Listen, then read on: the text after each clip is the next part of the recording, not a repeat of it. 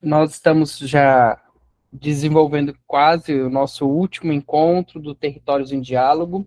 Essa que é uma ação do Pontão de Cultura Moinho Cultural. E nós estamos desenvolvendo essa ação, né, pensando sempre na cultura como vetor de desenvolvimento. Então, a cultura não só apenas como um, a cereja, né, mas pensando a cultura a partir daquilo que estamos falando desde o primeiro encontro, a cultura como pelo seu potencial simbólico, pelo seu potencial social, pelo seu potencial econômico, e como a gente tem a possibilidade, né, quando nós encontramos as possibilidades de lidar com a cultura dentro do nosso estado. É bastante importante, eu sempre estou lembrando isso, vocês já ouviram, a gente pensar a cultura como o Mato Grosso do Sul todo, e não apenas, né, não porque o Pontão está localizado em Corumbá, o Pontão Moinho Cultural, mas sim nessa dinâmica que a gente encontra e que a gente vê com saída, né, estratégia, melhor dizendo, da cultura como um aspecto de desenvolvimento, os direitos culturais sendo colocados em tela, os direitos culturais sendo efetivamente transmitidos e conversados e sendo objeto de discussão e de muito diálogo. Hoje nós estamos no nosso terceiro encontro das regiões, nós já tivemos o encontro dos Pantanais, já tivemos também o encontro da região, né, Centro-Norte, somando então duas regiões, e hoje a gente conversa com nossos convidados da costa leste, do leste do nosso estado. Já tinha me adiantado aqui um pouquinho, falando com um deles, mas foi antes do pessoal entrar, então agora, efetivamente, eu apresento os nossos convidados. De antemão, eu já agradeço muitíssimo, né, por vocês terem aceitado o convite. Eu sei que foi um convite um tanto de última hora aí, né? A gente sempre fala de última hora, porque normal seria a gente convidar pelo menos 30 dias antes, mas a gente está nesse processo, é um processo de luta, porque, olha, foi bastante custoso para nós, para alcançarmos contatos da nossa costa leste. Primeiramente, eu agradeço, então, a presença do Aron Salles Torres. Aron, que começou a sua carreira como escritor ainda aos 12 anos de idade, em Três Lagoas, no estado de Mato Grosso do Sul, formou-se em cinema, vídeo e novas mídias pela School of the Art Institute of Chicago, com foco em roteiro, direção e história da arte, e possui MBA em comunicações integradas de marketing pela Loyola University Chicago, dirige desde os 13 anos, desenvolveu curtas-metragens de repercussão durante a universidade e posteriormente dirigiu peças audiovisuais em marketing por 3 anos nos Estados Unidos. Retornou ao Brasil em 2011, continuando a atuar em marketing e publicidade, e logo migrou para a ficção, que é seu foco. Esteve desde o início envolvido no desenvolvimento do sitcom Vai Que Cola, o qual dirigiu. Foi produtor executivo e dirigiu o longa-metragem Quando o Galo Cantar pela Terceira Vez, Renegará Sua Mãe. Escreveu os livros Debruçou-se, Dissecado e Inferno da Nação, o qual também editorou e publicou juntamente a O Brilho da Beleza, de Elza Fernandes Torres. Continua a atuar como colaborador, diretor, escritor e editor em diversos outros projetos de cinema, televisão e literatura. Então, Aaron, muito obrigado pela sua presença. O nosso segundo convidado é lá de Figueirão, Valderi Zotelli. Valderi Zotelli é mestre em desenvolvimento local no programa de mestrado e doutorado em desenvolvimento local da UCDB, Universidade Católica Dom Bosco. Possui graduação e licenciatura em História pela Universidade Católica Dom Bosco também. Participa do grupo de pesquisa Cultura, Religiosidade e Saberes Locais do programa de mestrado e doutorado em desenvolvimento local da mesma universidade. Atualmente é professor na Escola Estadual Dr. Arnaldo Estevão de Figueiredo, em Figueirão, Mato Grosso do Sul. Professor, professor Valderi, eu agradeço também a sua participação, e agora a gente começa nosso diálogo E a minha pergunta inicial, nossos participantes já sabem, mas a pergunta inicial, ela é, na verdade, uma pergunta de apresentação. Então, eu vou pedir aí que Aaron, por favor, se apresente como esse ser cultural, como essa pessoa. Eu já li, lógico, a sua mini bio aí, mas eu gostaria que você falasse um pouquinho para a gente. Lembrando sempre que a gente está falando da região leste, mas óbvio, é importante importantizar todo o nosso estado. Por favor, Aaron. Obrigado, muito boa noite a todos. Vocês estão ouvindo um eco ou sou só eu? Tá ok o áudio? Tá, ótimo. Meu nome é Aaron, eu sou diretor de cinema e TV e escritor. Eu comecei minha carreira bastante cedo, porque, como dizem os escritores, eles não escrevem por opção, eles escrevem por necessidade. Uma necessidade para gentrificação mesmo. Eu acho que é um processo. E filmar, para mim, então, é um luxo. Filmar partes do que eu escrevo ou até textos de outras pessoas. Eu fui cursar cinema na Escola do Instituto de Arte de Chicago, que é a universidade do Walt Disney, do Orson Welles, da George O'Keeffe, um centro do cinema experimental, né, estadunidense. E tentei retornar ao Brasil, mas o mercado audiovisual brasileiro, bom, todo, no planeta inteiro, mas ele é muito fechado, então depende muito de QI. E aí eu não consegui penetrar a bolha.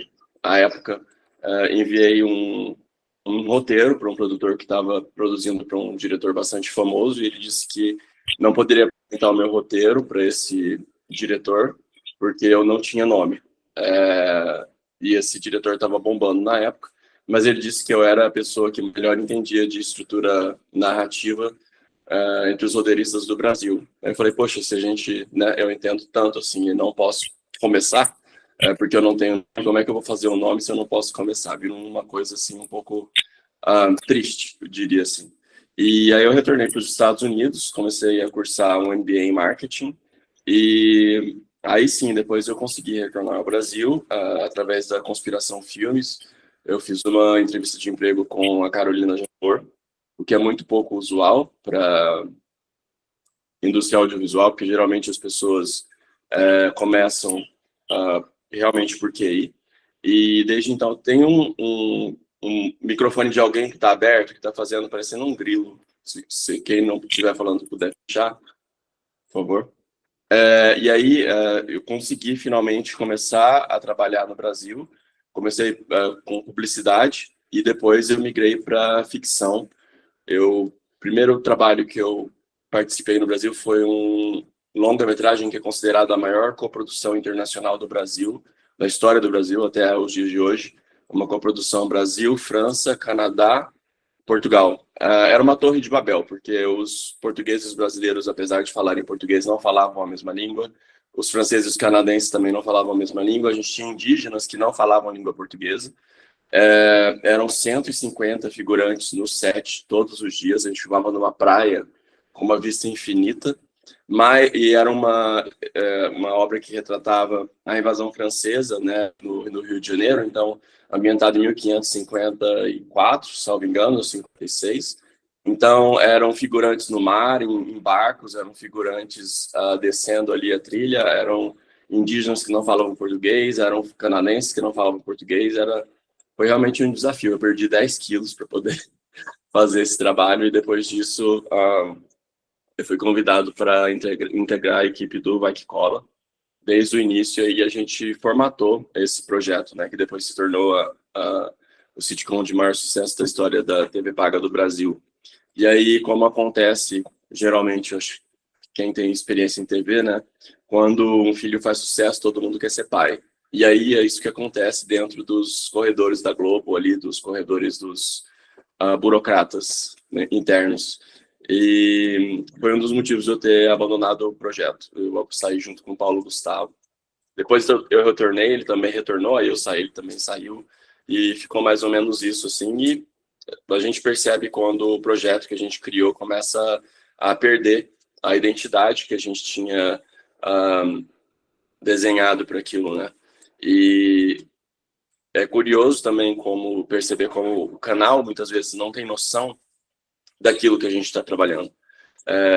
Eu fico muito espantado com esse tipo de coisa.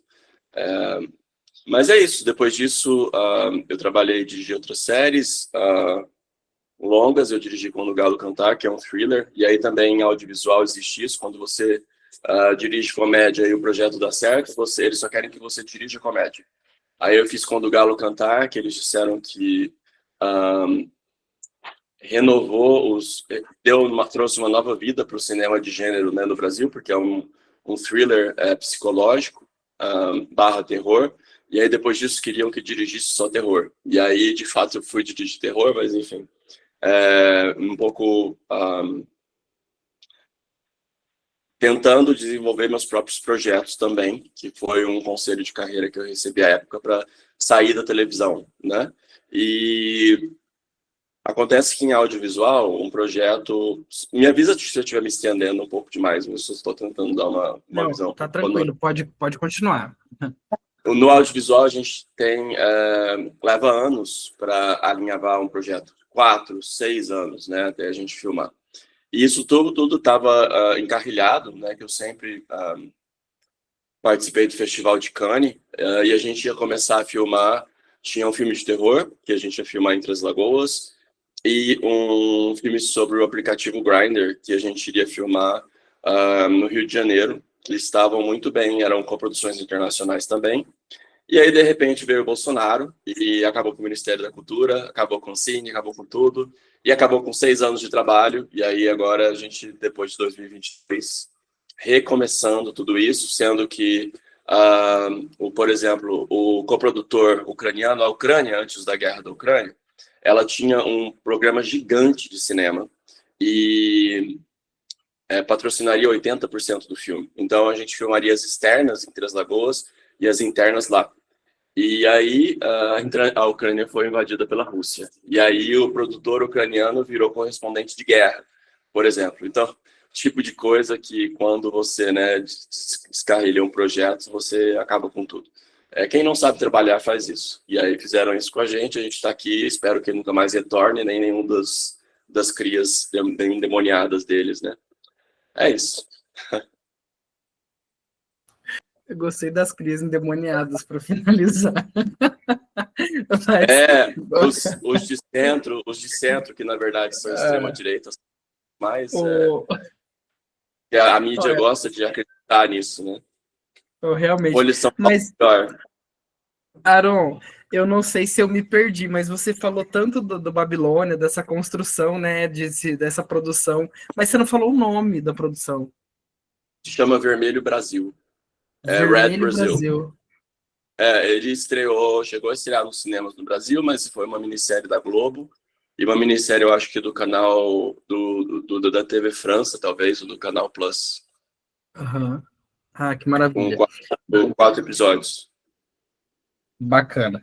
Agora eu vou, só dando um tempinho, Aron, vou pedir para o professor Valderi se apresentar. A gente já estava conversando aqui antes da maioria de vocês entrarem, e daí o Valderi, talvez ele fale novamente sobre esse ponto de vista da cultura aí, de ser ou não ser, né, eis a questão, mas, por favor, professor, apresente-se.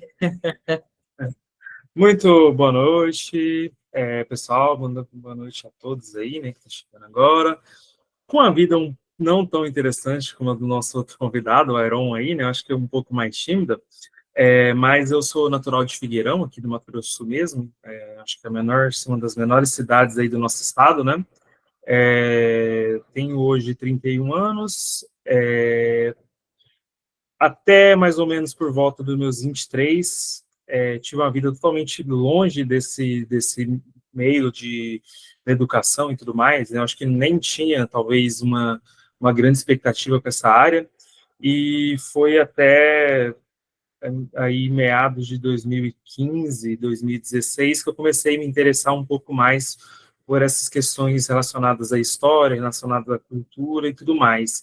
E o que culminou em 2017, já com alguns anos depois de terminar o ensino médio, a iniciar o curso de História, né? Então, em 2017, eu vou para Campo Grande, inicio o curso de História, e foi talvez um divisor de água, onde se expandiu todos os horizontes relacionados ao que eu tinha até então de vivência, o que começou a partir dali. Porque acho que até comentei também sobre a importância de eventos como esse. Quando você tem contato com o mundo exterior, né, com cidades diferentes, pessoas diferentes, se ampliam também os nossos horizontes, né? Então foi a partir desse novo contato aí em Campo Grande, com as novas pessoas, que eu iniciei, de fato, dentro desse universo da cultura. Eu falei, conversando com o professor aí inicialmente, eu falei que talvez eu não sei se eu poderia me considerar de cultura, porque eu sou, no caso, pesquisador, né, e não um produtor de cultura, né, mas meu vínculo assim, relacionado à cultura é que ainda durante a faculdade eu trabalhei na área de patrimônio cultural, né, então trabalhei durante muito tempo com patrimônio cultural e no caso de Campo Grande, né, dentro do projeto da professora Maria Augusta de Castilho, que talvez é do conhecimento de vocês, a professora, né, bem conhecida no nosso estado. Trabalhei lá dentro do projeto Laboratório de História, a gente trabalhou durante muito tempo aí com educação patrimonial nas escolas de Campo Grande, falando um pouco, né, dos pontos culturais, né, dos monumentos, que era tombamento, que era proteção a patrimônios culturais. Na sequência, dentro do Laboratório de História também iniciei um projeto com ela, que era de iniciação científica, que foi os PIBIC da vida, né? Trabalhei durante aí 4 ciclos de PIBIC com ela, relacionados aí a processos trabalhistas da 24ª região, né? A gente fazia análise de processos trabalhistas, e o meu tempo de graduação foi relacionado a isso, análise de processo trabalhista, produção de artigos relacionados ao mundo do trabalho, e educação patrimonial nas escolas, né? Foi fazendo esse mix aí. PIBIC, PIBID, projetos de extensão, durante aí praticamente 4 anos. E essa oportunidade, e assim, as pessoas que a vida foi colocando na minha frente, né, junto a mim, né, se ampliou os horizontes e eu culminou aí no mestrado, né? Então, aí a partir de 2021, por essa trajetória que eu fui construindo, né, eu consegui uma bolsa de mestrado da CDB, iniciei o meu mestrado, e aí, de fato, que eu começo, assim, em si, nessa trajetória, né, porque o meu setor, no caso, né, a minha linha de pesquisa cultura, religiosidade e saberes locais, né? Então a gente atua diretamente com esse tema, né? Então já são praticamente 5, 6 anos produzindo direcionado a esse tema.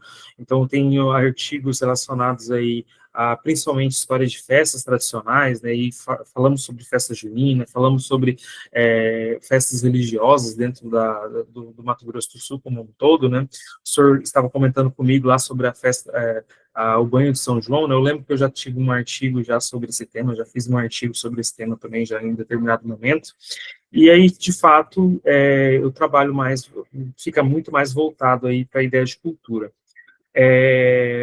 Dentro do desenvolvimento local também, eu acabei realizando uma pesquisa, na minha dissertação de mestrado foi relacionada à cultura, porque eu trabalhei, no caso, com uma festa tradicional da minha cidade, né, que eu fui sair de Figueirão, né, naquele momento, mas a gente não esquece Figueirão, né, tá aqui as minhas conterrâneas aqui, a Regiane, que é professora também, a Marinalva, que é a nossa secretária de Cultura. A gente sai de Figueirão, mas não esquece Figueirão, né, então, na época eu comecei a fazer minha pesquisa de mestrado, né, e ela é relacionada a uma festa tradicional da nossa cidade aqui, que é a festa de Nossa Senhora da Abadia. Então, aí consegui, durante essa pesquisa, ter um contato ainda maior com todo mundo, né, com a pesquisa em si, com as pessoas que estão envolvidas nessa festividade. Algo que já fazia parte aí do meu dia a dia, da minha infância, né, então aí eu entrei de fato aí nesse tema.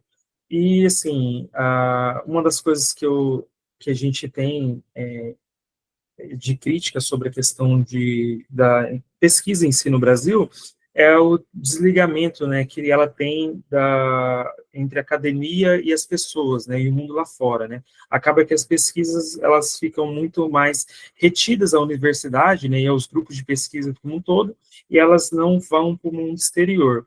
E aí, uma das propostas da professora Maria Augusta, já de algum tempo, é sempre transformar as pesquisas, o que a gente faz, as dissertações, as teses do doutorado também, né, sempre em livro. Então, aí, recentemente, eu acabei publicando o livro, né, minha dissertação foi transformada em livro, e a gente teve agora, nos últimos dias, agora, os lançamentos aqui em Figueirão também, né, foi um momento bem importante para a gente, né, que, como eu falei inicialmente lá, a gente está numa caminhada ainda, né, juntamente aí com as nossas colegas Marinalva e a Regiane também, a gente está aí iniciando esse processo de desenvolver a cultura aqui no estado, no município de Figueirão, né, trabalhar muito mais próximo, organizar um calendário cultural e coisas do tipo, né, então foi um evento bem importante aí para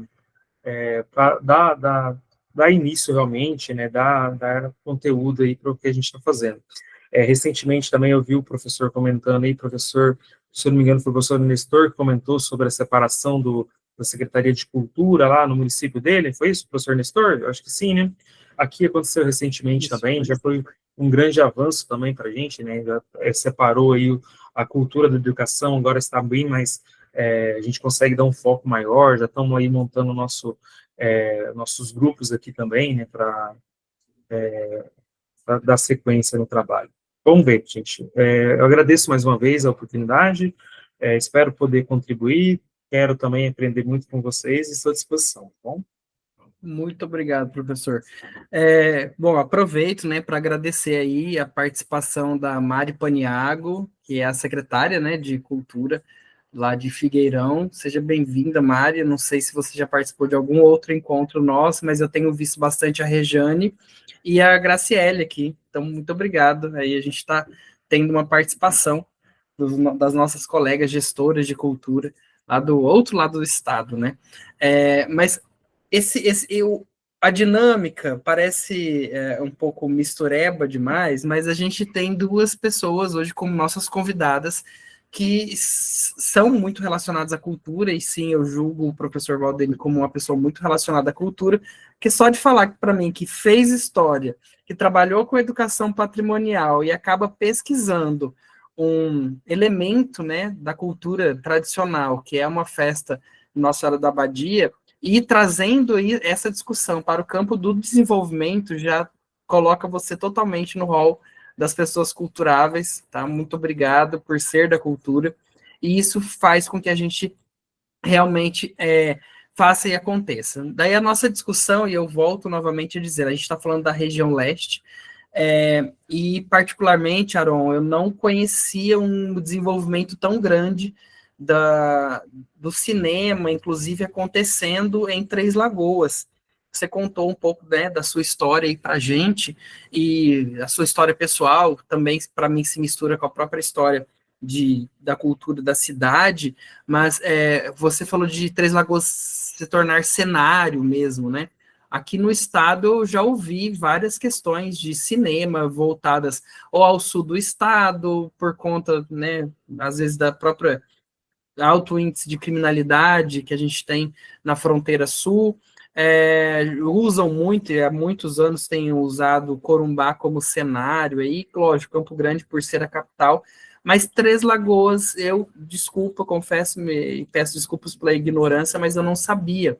E você começou mesmo a mexer com essa produção de cinema aí em Três Lagoas, que você falou no seu histórico que aos 12 anos você já escrevia, né? E depois foi estudar nos Estados Unidos e tal. Fala mais um pouquinho para mim sobre esse desenvolvimento e como você alcançou essa arte, né? Eu falo desenvolvimento cultural mesmo. É muito curioso. Eu parei ali no triste ano de 2019, 2020, e retornei para Mato Grosso do Sul em 2021, que eu retrato nesse livro Inferno da Nação, e fui muito, muito pessimamente recebido aqui por pessoas que diziam que por eu ter morado fora, trabalhado fora, estudado fora, que eu não era sul-mato-grossense. Eu acho isso muito curioso, assim, esse bairrismo que a gente encontra em Mato Grosso do Sul. E o que a gente fez foi uma coisa que é curiosa, porque eu filmo em Três Lagoas desde que eu era criança, né? Eu comecei com os meus irmãos, então a gente começava no sábado, tipo, a gente acordava às 5 da manhã, filmava o dia inteiro até o cair do sol no sábado, e no domingo a mesma coisa, em ordem cronológica, só que só nós sabíamos o que o determinado cenário significava, porque estava na nossa cabeça. Então, digamos que a gente filmasse numa varanda, a gente, na nossa cabeça, aquela varanda era uma caverna. Então, só nós entendíamos o que estava acontecendo no filme, mas era maravilhoso em termos de economia de cenário. E aí, dos irmãos, eu levei isso para a escola, para os primos, aliás, aí eu comecei a trazer os meus primos para essa brincadeira, e depois para a escola, e eu tenho um problema de, às vezes, ser um tanto ambicioso demais, e uma das adaptações que eu fiz foi Senhora, de José de Alencar, que a gente filmou em Três Lagoas, quando eu tinha 14 anos de idade, foi bem puxado. Mas ali naquelas propriedades da NOB, que inclusive a gente estava falando de patrimônio cultural, né? Agora eles querem demolir devido ao investimento imobiliário, que a gente agora está brigando com o IFAM para manter em pé, porque se for por eles, aquilo tudo vira, sei lá, oficina mecânica, prédio. É um triste cenário do patrimônio histórico em Três Lagoas, patrimônio arquitetônico, e que é outra coisa que eu também retrato nesse livro, né, que eu acho muito curioso, sendo de Mato Grosso do Sul, ter presenciado como é que Mato Grosso do Sul funciona como um laboratório para a extrema-direita, pelo menos no Brasil. A onda de demolições, por exemplo, que Três Lagoas viu desde o ano 2000, quando a gente teve literalmente um padre fascista que a gente ia assistir a missa e ele falava só um segundinho.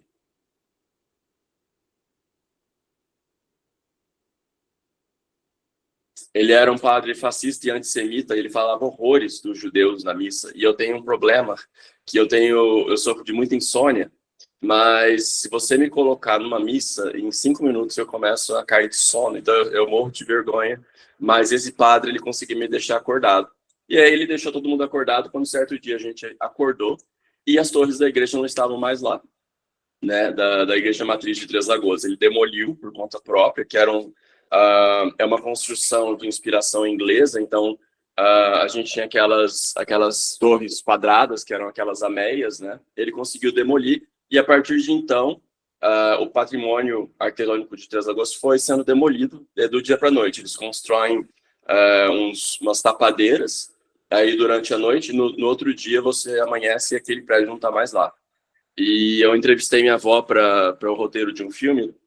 Eu gosto muito de entrevistar membros da família, inclusive eu trago isso, né, de gostar de escrever, porque sempre ouvi muitas histórias da minha mãe, do meu avô por parte de mãe, e eu queria muito registrar essas histórias, né, essa história oral, no papel, porque quando a gente pensa a respeito da costa leste de Mato Grosso do Sul, a gente não reflete a respeito do fato de que se trata da área mais antiga continuamente habitada no estado. Porque quando houve a Guerra do Paraguai, toda a população se retraiu, né, de volta para Paranaíba. E Paranaíba, tendo sido colonizada ali a partir de 1828, existe um aspecto muito interessante dessa colonização, entre aspas, né, porque a partir daquele núcleo dos Garcia Leal, eles descem para Três Lagoas, vão ali para Camapuã, e tem é até muito curioso, eu estava verificando, estava lendo um artigo na Wikipédia outro dia, e aí alguém tem certas coisas a respeito da história de Mato Grosso do Sul que não são tão óbvias quanto podem parecer. E tinha um trecho que falava que os Garcia Leal, eles eram possuidores de muitos escravizados, e o que não é verdade. Todos os inventários deles estão ali no Tribunal de Justiça, né, em Campo Grande, e você encontra entre todos eles o Januário Garcia Leal, José Garcia Leal, que depois os descendentes deles vieram a se casar com os Coelho em Campo Grande, com todas essas famílias mais antigas de Campo Grande. Ali você encontra nos inventários, geralmente um castiçal de prata, tantas cabeças de gado, e um ou outro, assim, entre 12 ou talvez 15 ou 20 que tenham lá, tinham tipo 1 ou 2 escravizados. Então isso é muito interessante. Esse aspecto deles, inclusive, de se casar, né, entre si. Então uma tia com sobrinho, ou sobrinha com tio, primo com prima, era muito assim. E foi assim durante quase 70 anos, quase 80 anos, até os baianos e os mineiros e os outros paulistas, que os Garcia Leal são descendentes diretamente dos bandeirantes, então de Raposo Tavares, Borba Gato, tudo isso. Foi no início de 1900 que realmente chegaram outras famílias, né, para a Costa Leste, eu digo especificamente, que Campo Grande tem um outro padrão de colonização, então é muito curioso até quando a gente pensa sobre isso. E você estava falando da dificuldade, né, de encontrar pessoas da Costa Leste. Existe, né, em Mato Grosso do Sul, ao meu ver, uma divisão, né, cultural mesmo no estado, que é a Costa Leste ali, né, colonizada a partir de Paranaíba, e Campo Grande, né, com um outro polo, assim. Porque são, inclusive, movimentos migratórios diferentes, como era com o Mato Grosso. E aí, quando a gente teve, na Revolução Constitucionalista, né, a tentativa de divisão do Estado, que a Costa Leste colocou e Três Lagoas voltou ao Estado de São Paulo, foi inclusive cercada pelo Exército Brasileiro, invadida. A minha bisavó morreu nessa ocasião, que foi a mesma data do Santos Dumont.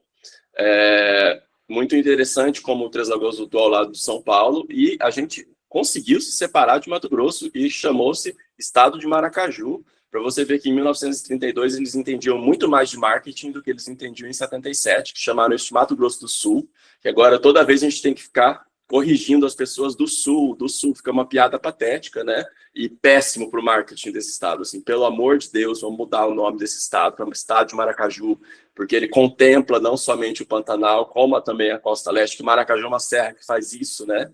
Ali de Ponta Porã até o sul de Goiás. Então, obviamente, né, isso divide o estado, e é um nome tão mais bonito do que Mato Grosso do Sul. Deixa Mato Grosso com o nome deles, deixa o Pantanal de Maracaju, aí faz sentido. Então, quando eu retornei para Mato Grosso do Sul, teve um movimento muito forte a partir de Campo Grande, de resistência por eu ter estudado fora e ter trabalhado fora. E com publicação, inclusive, de artigos para destruir a minha imagem mesmo. Assim. Foi muito curioso isso, que é curioso no sentido de patético e triste, que aconteceu. E, assim, tendo filmado, né, em Três Lagoas desde a minha infância e adolescência, e depois eu saí, o que eu fiz depois, né, quando a gente voltou a tentar se normalizar a partir de 2022, foi recolocar nos trilhos esses projetos audiovisuais que tinham sido descarrilhados, né, a partir de 2019. E aí a gente filmou, eu tinha um roteiro sobre o transtorno do espectro autista, chamado Nunca Te Prometi um Mar de Rosas, que eu escrevi depois que um filme, um curta-metragem meu, ele fez muito sucesso lá em Chicago, e ele teve 3 milhões de visualizações no YouTube, isso antes do YouTube ser o que o YouTube é hoje, né? Isso, 3 milhões de visualizações em 2007, então isso era bastante coisa. E aí eu fui convidado por uma mãe de uma criança que está no TEA para entrar na casa delas e observar e escrever um roteiro audiovisual. O que eu fiz, eu adoro fazer isso. Eu não tenho capacidade de ser documentarista, mas tudo que eu faço é baseado em entrevistas, é praticamente um documentário, só que ele é em forma de ficção. E foi muito legal ter participado disso, porque eu gosto muito de trazer detalhes, né? Ali uma maneira de falar, ou um gesto, ou um costume de uma pessoa verdadeira para um personagem, isso traz muita realidade. E aí depois, quando você vai conversar com um ator, você fala, a personagem real fazia tal coisa, gostava disso. O ator, ele isso já toca um outro lugar na cabeça do ator, isso é muito legal. E aí a gente filmou Nunca Te Prometi um Mar de Rosas em Campo Grande e em Três Lagoas. porque a casa, a locação, a casa principal da família, eu não consegui encontrar em Três Lagoas, a gente filmou em Campo Grande, e as externas a gente filmou em Três Lagoas, que é bastante comum, né, no audiovisual. E o que a gente entendeu é que, em termos de logística, filmar em Três Lagoas faz muito sentido, porque tudo que você traz, né, de Rio de Janeiro, São Paulo, equipamento que precisa chegar em Campo Grande, que tem equipamento de maquinária que não pode vir de avião. É pesadíssimo, tipo, a gente vieram 2 caminhões fechados de equipamento de arte, maquinária são trilhos, pedaço de ferro, tudo que você pode imaginar que cria toda aquela coisa gigantesca, né? Aquele aparato gigantesco que a gente tem em cinema. E agora, a gente, nesse projeto, empregou 71 pessoas, falando por baixo, assim. O que, para vocês entenderem, assim, o tamanho, a dimensão de um projeto audiovisual. E isso foi muito legal, porque eu queria realmente mostrar como é que os nossos governantes, eles têm uma visão tão míope das coisas, né? Eles não entendem como é que isso movimenta a economia. E movimenta através de estagiários, movimenta através da costureira, que vai fazer uma peça para o filme, movimenta através da artista plástica, que tem um quadro que você precisa para decorar, mas quem sabe isso aparece no cinema e, de repente, essa artista plástica fica famosa. O movimento através de arquiteto, que vai fazer o cenário, que vai também estar na equipe da direção de arte, fotógrafo, fotografia, músico, tudo. Todas as artes, elas estão inclusas no audiovisual, e isso que me atrai demais, assim. E como diretor, eu estava até conversando a respeito disso, porque eu encontrei um conhecido de uma atriz muito famosa, premiada em Cannes, eu encontrei em Campo Grande semana passada. E eu tinha feito um convite para ela para um personagem, e aí eu estava falando porque ela tinha dito não a esse personagem, e eu querendo explicar que os atores, né, às vezes e todos os outros participantes, né, de um projeto audiovisual, eles têm uma visão muito limitada do todo. É como se vocês com certeza conhecem aquele quibe de forma que você corta em quadradinho, né? Cada peça ali do audiovisual é como se fosse um quadradinho daquele. A única pessoa que tem essa visão do todo é o diretor. Então, em cinema e no audiovisual, televisão, novela, sitcom, você tem 3 coisas que podem acontecer. Você pode não confiar, você, como eu digo, fotógrafo, música, atriz, tudo. Você pode não confiar no diretor, e aí necessariamente aquele projeto vai ser muito ruim, porque aí cada um fazendo o que sai da própria cabeça vai ficar uma coisa completa, é uma orquestra sinfônica, cada um tocando o que quiser. Você pode confiar no diretor e ele pode ser ruim, então aí vai ser ruim também esses projetos, é o que acontece. E você pode confiar no diretor e esse diretor pode ser bom, e aí você vai ter um bom filme, você vai ter um bom projeto. Então, uma dessas 3, né, alternativas tem que acontecer e você tem que confiar no diretor, porque quem mais você vai fazer, e o diretor tem que ser bom. E aí isso acontece. E tem uma magia que eu não sei descrever, né, no audiovisual, que é um alinhamento das constelações, assim, que tudo precisa estar no lugar certo. Quando você filma uma cena que, digamos, né, que a atriz e o ator eles dão um selinho no final da cena e que tem um carrinho que vai chegando lentamente para você chegar naquele plano que você precisa, isso, para você chegar nesse carrinho, primeiro que você tem um maquinista ali, que é uma pessoa que provavelmente não tem nem ensino médio, que eles são da pesada mesmo, carregam 50 quilos para lá, 100 quilos para cá, mas ele tem essa sensibilidade artística de ir naquela velocidade, né, que o diretor determinou, que é a velocidade da cena para chegar naquele plano, que é aquele plano final. Para isso funcionar, para você ter esses atores, né, funcionando também, para tudo que está ali funcionar, é uma coisa muito especial. E a gente sente, e aí eu tenho sorte na minha carreira de ter tido isso em vários momentos, porque é uma coisa de intuição muito forte também, né?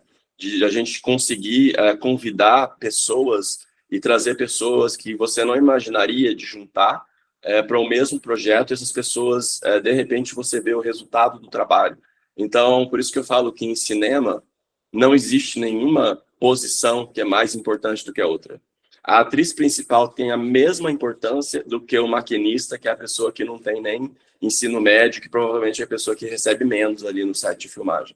Que também tem a mesma importância do que o estagiário, porque é o estagiário que vai acordar o diretor num dia que o diretor não dormiu tão bem, enfim. e tudo, né, tem uma função. E como isso faz parte de um orçamento muito apertado, que no Brasil a gente trabalha com orçamentos apertadíssimos, eu estava até falando sobre isso outro dia, não tem em audiovisual uma figura que esteja sobrando. Então não tem ninguém ali sem ter o que fazer. Então todo mundo que está ali é essencial. E é isso que essa é a graça da magia do cinema. Assim. Então a gente trouxe isso para cá depois do Bolsonaro, então foi uma coisa que eu fiz questão de fazer, você quer destruir, então a gente vai fazer o oposto, vai mostrar como é que isso funciona. E foi muito legal de ver, inclusive, como a própria pessoas que se alinhavam com a extrema-direita conseguiram enxergar não somente a arte, porque essas pessoas, por incrível que pareça, elas amam arte, por mais que elas falem da Lei Rouanet, blá, blá, blá, blá, blá, blá, blá, blá, blá, e amam história.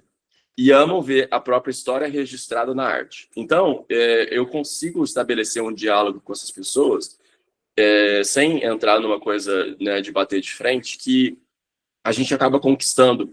E aí, depois disso, a gente criou um programa audiovisual em Três Lagoas, né, que a gente aprovou na Câmara com unanimidade.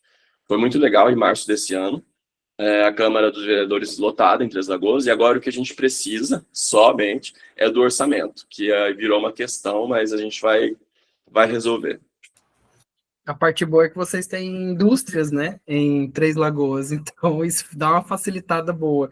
Você falou de várias situações aí, Aron, inclusive... Mas por falar em indústria, posso dar uma cutucada? Posso dar uma cutucada? Pode, claro. Eu gostaria que alguém aqui souber, pode me mandar um direct me explicando o que é que a Suzano tem no Maranhão. É um esquema de cashback? É o quê? A gente precisa ir ali na diretora de marketing da Suzano e falar, olha, qual é o cashback que eles estão te dando? É 70%? A gente dá 71%, para ver se eles investem um pouco em cultura em Mato Grosso do Sul. Porque tem alguma coisa que acontece no Maranhão que está um pouco sem explicação para mim. Mas aí é o que eu ia chegar, né? A gente tem uma dinâmica, e o Valderi, que é da história, pode ter a própria visão dele. Já vou te perguntar sobre isso, professor. Mas veja bem, eu gosto muito de ler textos históricos, tá? Eu não sou da história, eu sou de letras, mas eu adoro ver a linguagem, e eu gosto muito de conhecer tudo isso. E eu fico encafifado há muito tempo, todos os encontros que tem relacionando gestores de cultura, encafifado como o leste do nosso estado faz questão de fazer um apagamento histórico e cultural das próprias comunidades. Raramente, você estava falando aí de um patrimônio que se destruiu em Três Lagoas. Super concordo com você. Depois ele não destruiu, ele foi destruído por alguém. Desculpa. Ok, é isso aí, foi destruído. Mas esse patrimônio que foi destruído em Campo Grande, em Três Lagoas, perdão, é um reflexo de muito do que a gente vê em vários lugares. O ano passado eu estive em Ribas do Rio Pardo, e daí, assim, por uma dinâmica de mudança de eixo mesmo, de onde passava a estrada de ferro para onde agora passa a rodovia, quer dizer, você deixou no arrebalde da cidade a antiga estação, né? E daí, se você for perceber, eu fui no aniversário de 80 anos de Ribas do Rio Pardo. Só que a história de ocupação de Ribas do Rio Pardo, ela data de pelo menos um século e meio. Então, quer dizer, existem registros falando sobre isso. A gente tem a Rota das Monções. Então, antes de chegarem a Cuiabá, os bandeirantes passaram pelo sul do Mato Grosso, o sul, né? A parte mais ao sul do que era na época Cuiabá. Então, quer dizer, a gente está esquecendo essa história. E os registros arqueológicos, e o impacto arqueológico que tem em tudo isso.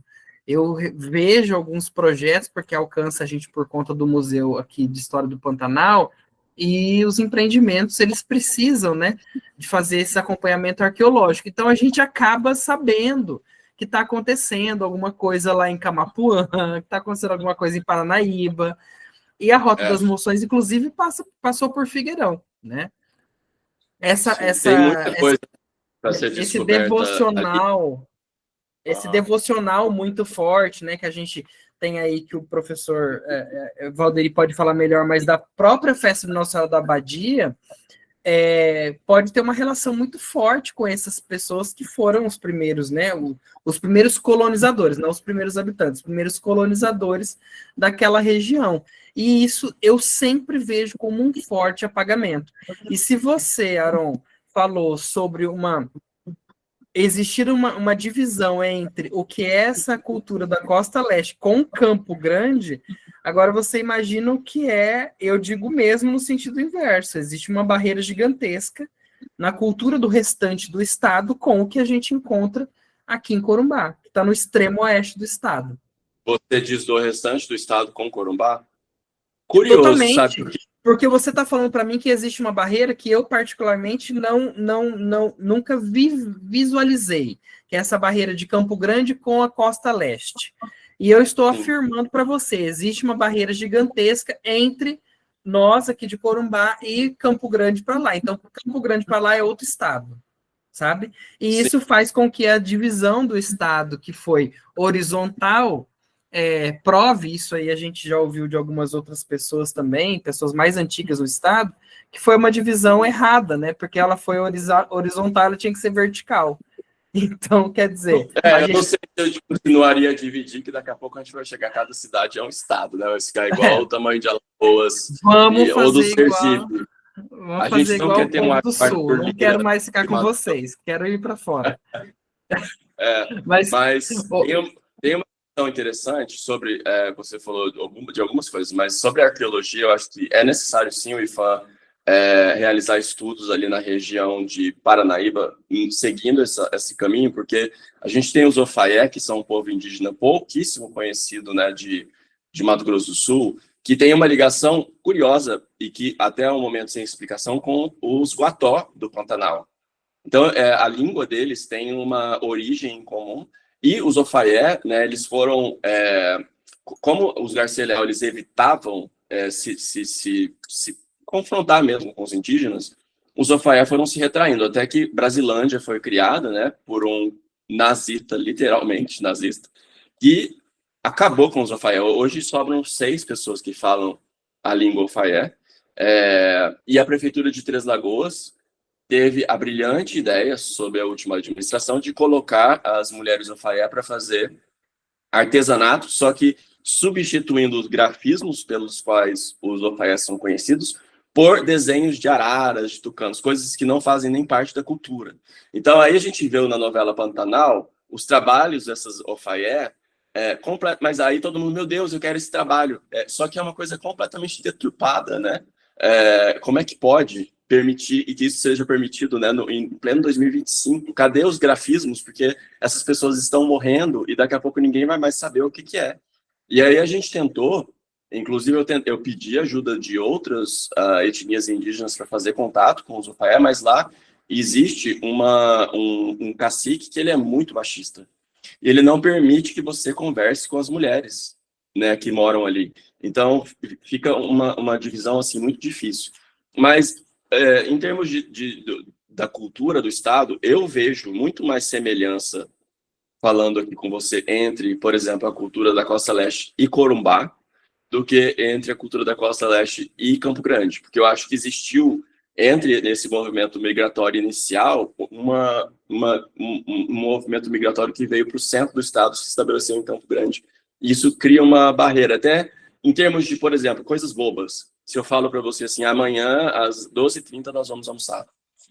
O corumbaense fala, beleza, e amanhã às 12h30 o corumbaense aparece. O campograndense fala, beleza, e amanhã às 12h30 cadê? Não sabe se onde está. Esse é só um exemplo, mas exatamente esse tipo de coisa, a gente tem um diálogo muito mais fácil. Então tem alguma questão aí que eu acho que a gente tem que resolver, mas tem uma outra questão, né, que é que a Costa Leste, ela sempre tendo que dirigir, né, 700 quilômetros, prefere ir para São Paulo do que para o Pantanal. Essa que é a questão. Então, poucas vezes, né, a gente da Costa Leste, a gente vai para o Pantanal.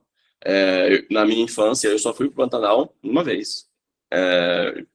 Então, assim, é uma coisa que a gente não tem o costume de fazer e que a gente tem que melhorar. E as nossas histórias são muito vinculadas, né? Principalmente depois do trem. Mas eu quero saber se o professor Valderi, que é uma pessoa do desenvolvimento, concorda com tudo que já foi falado aqui agora, né? E a gente está falando de desenvolvimento, e é um desenvolvimento muito peculiar, porque a gente está falando de desenvolvimento da própria cultura.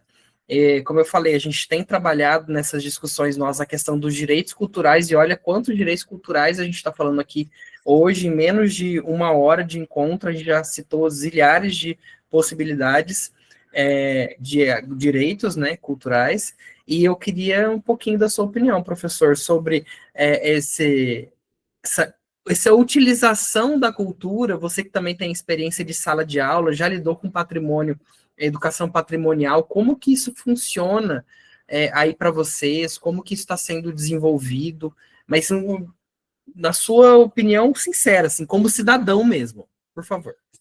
Tá. Vamos lá. Muita coisa que já foi falado já, né? Vamos tentar aqui entrar na discussão também. Eu acho que, assim, o nosso estado, ele é um estado, assim, o estado em si é extremamente novo, né? Mas a nossa ocupação também foi extremamente recente a julgar pelos outros estados do Brasil, né? Então, se você for pegar aqui Campo Grande, por exemplo, é do final de 1872, começou Campo Grande, 75, né? Então, e quando você vai aproximando para cá, para essa região nossa aqui, é mais tardia ainda, né? Então, regiões, por exemplo, Figueirão, ele começou a ser ocupado aí na década de 10, 20 do século passado, né? Então, você tem 100 e poucos anos de ocupação, e praticamente todas essas outras cidades aqui no entorno, que são cidades pequenas, também tem essa ocupação desse período, né? Outra questão também está relacionada aí às longas distâncias entre essas cidades, né? Então, Figueirão para Campo Grande são 120 quilômetros, são longas distâncias que você tem, né? São poucos municípios e uma grande quantidade de território. E aí a gente vem na questão da ocupação também, né? Da onde que vem essas pessoas, né? Então, por exemplo, particularmente Figueirão, pessoas que vêm de Goiás e Minas, Campo Grande talvez mais próximo. Quando você vai comparar com Corumbá, por exemplo, já é totalmente diferente, né? Então, acho que a gente tem aí um estado que é rico, né, nessa diversidade de povos, né? Então, você tem, acho que não tem praticamente nenhuma cidade que vai ser praticamente as mesmas, a mesma atração cultural que você vai ter numa cidade, você vai encontrar na outra, né? É totalmente diverso, né? Assim, até se você comparar Figueirão às cidades próximas aqui, cidades vizinhas, a zona de interesse dessas cidades é totalmente diferente, né? E tudo isso.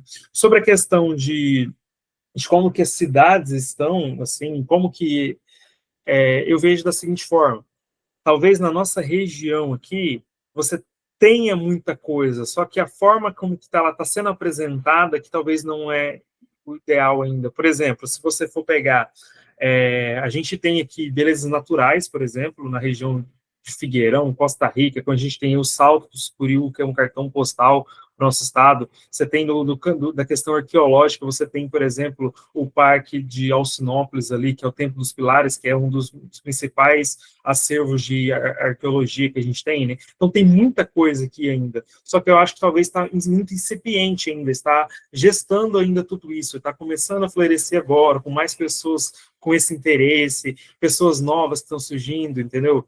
E talvez essa aí que está a diferença.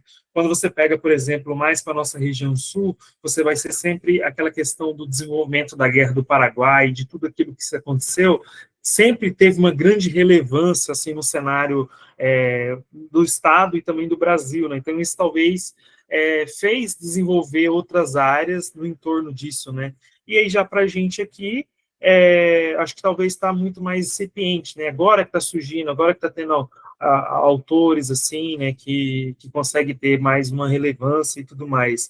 E acho que até isso fica mais evidente aí quando a gente tem, no caso, até a sua própria preocupação, né, de não conseguir encontrar, né, tantas pessoas assim.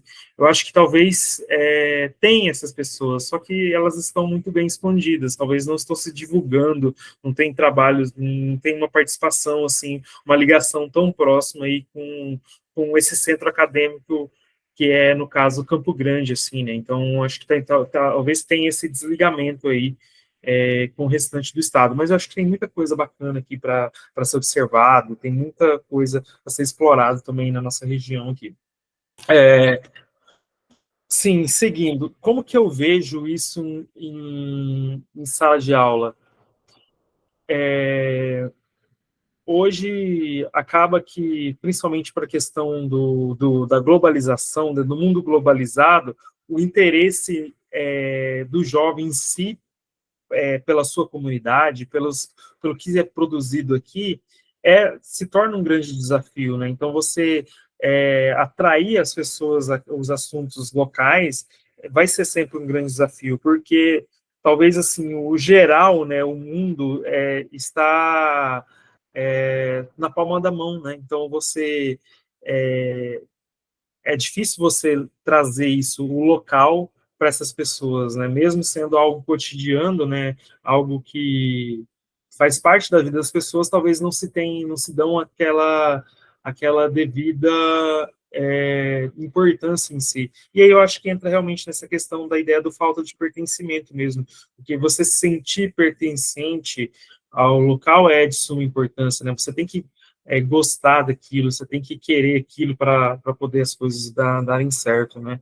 E aí entra em vários assuntos, né? Igual o colega falou sobre a questão da demolição aí de monumentos históricos e coisas do tipo, né? Então, eu acho que seria isso, mais ou menos. É muito bacana. A sua fala me fez lembrar de uma professora aqui da cidade, ela já faleceu, a professora Eunice Rocha, ela era folclorista, e ela estudou no final da década dos anos 70, 1970, início dos anos 1980, ela estudou o cururu aqui na região. Então, naquele momento, ela tinha um universo que ele perfazia pelo menos 26 pessoas, que eram homens cururueiros, que faziam parte do grupo de entrevistados dela, mas haviam outros, tanto pessoas que estavam ribeirinhos, imersos no Pantanal, e ela, naquele momento, final dos anos 70, apontava por um grande medo do desaparecimento desse saber tradicional aqui na nossa região. E ela atribuía isso muito a esse falta de pertencimento, dos jovens acreditarem que o conhecimento alienígena, e ela punha isso entre aspas, né, mas aquilo que é do outro é mais atrativo. A gente está num momento já de globalização, de tocar as músicas estrangeiras mais do que as músicas locais na própria rádio, né? E olha que naquele momento ela ainda tinha visibilidade, ela tinha programa de rádio para levar os cururueiros no programa de rádio, e era muito diferenciado. Mas eu me preocupo aí, Valderi, me preocupa assim, não é uma preocupação, eu queria que você falasse um pouco. A sua pesquisa, então, foi sobre uma festa tradicional, que é a de Nossa Senhora da Badia. E o Aron falou sobre essa coisa mesmo do econômico, né? Que uma produção cinematográfica vai empregar ali pelo menos umas 70 pessoas, como ele estava citando para a gente. E como que você abordou esse desenvolvimento econômico da festa? Peraí, Aron, eu já abro para você, só finalizar minha pergunta aqui. Como que você abordou esse desenvolvimento econômico em si, né? Ou o desenvolvimento da local, a partir dessa festa? Essa é a minha pergunta. Deixa só o Aron fazer a contribuição dele e a gente já abre para você responder, tá, Valderi? Eu só quero pedir desculpa porque eu tô tão acostumado a falar com bolsonaristas que toda vez que eu falo de cultura eu tenho que trazer esse spiel de economia. Mas eu acredito na cultura, na arte pela arte. Eu não acredito que a arte tenha que ter uma função econômica. Só para deixar isso claro, que eu estou tão acostumado a falar com determinadas pessoas que aí eu me pego quando eu estou no local que eu não preciso falando a respeito disso. É óbvio que é uma coisa boa, mas não é necessariamente uma obrigação. Eu vou fazer uma defesa do seu discurso, tá? E eu acho, não é só com o bolsonarista, não. Eu acho que a gente tem mesmo que saber, não é nem assim, tem que ser afirmativamente comércio, comércio, comércio. Não é isso. A gente tem que respeitar os saberes tradicionais, os fazeres da cultura, mas é extremamente necessário a gente pensar a cultura, e isso eu tenho defendido desde muito tempo, e nesses encontros desde o primeiro, a cultura como vetor de desenvolvimento desenvolvimento. E não apenas o desenvolvimento econômico, mas o desenvolvimento humano. Quer dizer, você se apropriar daquela cultura, você ter um sentimento de pertença, você vai fazer você pensar na memória do local, vai fazer você se preocupar com a torre da igreja que foi demolida, entende? Então, assim, a gente precisa realmente pensar em números, porque falar de Corumbá, né? Numa cidade em que a gente tem a maior indústria que a gente tem é a extrativa mineral, e isso pode um dia acabar, ou a gente pode, né, infelizmente, ter uma catástrofe, sei lá, acontecer alguma coisa. O que é o nosso outro potencial? Então, a gente pode viver da nossa história? Quantas cidades do mundo vivem e vendem história como potenciais turísticos, né? O professor Valderi falou aí sobre a questão mesmo dos espaços geográficos, né? A gente tem água, tem lugares belos para você ver, tem sítios arqueológicos, poxa, tem tudo isso. Será que realmente a região precisa se abastecer somente da monocultura? Então é por isso que eu fiz essa pergunta para o Valderi. Eu quero saber, a gente sabe que a região, né, Costa Leste, ela tem vivenciado esse momento muito da monocultura também, mas a gente sabe que tem um potencial cultural, histórico, memorial incrível, e eu queria saber um pouquinho mesmo sobre essa pesquisa, o que motivou essa pesquisa de uma festa tradicional dentro de um ambiente de estudo falando de desenvolvimento local. É isso. Tá.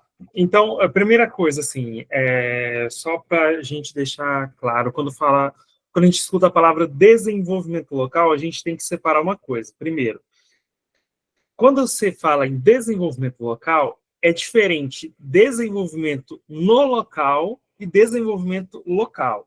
Desenvolvimento no local é eu, um ambiente externo, vou lá e levo desenvolvimento, levo, sei lá, o que seja, e faço e mudo. Só que o que acontece? Quando eu faço um desenvolvimento no local, eu não mudei as pessoas só receberam a minha transformação momentânea, e aquilo pode sumir a partir do momento que eu sair daquele local. Agora, o desenvolvimento local em si, que é o nosso objeto lá, né, o DL, onde eu fiz meu mestrado, é a ideia do quê? De você, exatamente, você pegar e fazer o quê? Você despertar naquelas pessoas o interesse, entendeu? Então, não é eu chegar lá e ensinar para as pessoas o que elas devem fazer. Não, é eu gerar eu colocar aquela sementinha nas pessoas. Olha só o que a gente tem aqui. Isso é muito bacana. Isso aqui é algo que tem uma festa que tem 100 anos de idade, entendeu? E as pessoas, a partir desse questionamento, elas se enxergarem o quê? Olha só, eu faço parte de algo que é grandioso, entendeu? E a partir disso, você gerar outras coisas. Só, assim, outra questão importante também é que, assim, a gente vive de um país de vida real, né? Então, às vezes, não tem como você fugir do desenvolvimento econômico, né? Das questões econômicas também, de captação, né?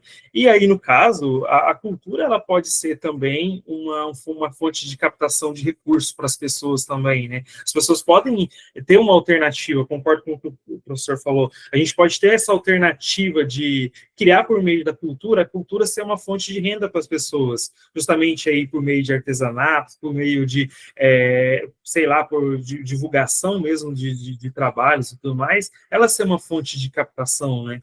E é tudo isso, só assim, eu acho que, para não me alongar, acho que seria essa a questão.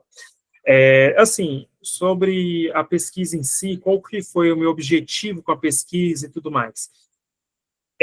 Como eu disse, eu sou nascido em Figueirão, além de ser de Figueirão, eu sou da comunidade rural de Figueirão, né? Então, eu não nasci numa pequena propriedade rural aqui da cidade, meus pais são aí, tem aí um sítio, né? Trabalham dentro desse sítio, e a festa da fazenda, que é o meu objeto de estudo, né, é uma festa que aconteceu, só aconteceu, acho que é bacana a gente falar sobre a festa em si. A festa de Nossa Senhora da Badia, ela surgiu da seguinte maneira: lá em 1926, por aí, 25, a gente teve a Coluna Prestes, certo? A Coluna Prestes foi aquele movimento global que aconteceu, assim, a nível nacional que aconteceu, e essa Coluna Prestes, ela passa por Figueirão naquele momento. e pelo nome, ela é conhecida aqui pelo nome popular de Os Revoltosos, né, que eram pessoas que estavam revoltando, né, contra aquele contexto de República Velha, certo? E eles e a visão que as pessoas tinham da coluna Prestes, desses revoltosos, eram do quê? Uma visão extremamente associavam eles ao perigo, porque imagina só, numa região extremamente pacata, que você tem famílias vivendo a distâncias uma das outras, que não tem praticamente nenhuma comunicação com o mundo externo, porque a gente está falando aí de 120 quilômetros da principal cidade, que era Campo Grande, mais cento e tantos quilômetros de Coxim, que era uma outra grande cidade. Então a gente está falando de famílias no meio rural que estavam se desenvolvendo.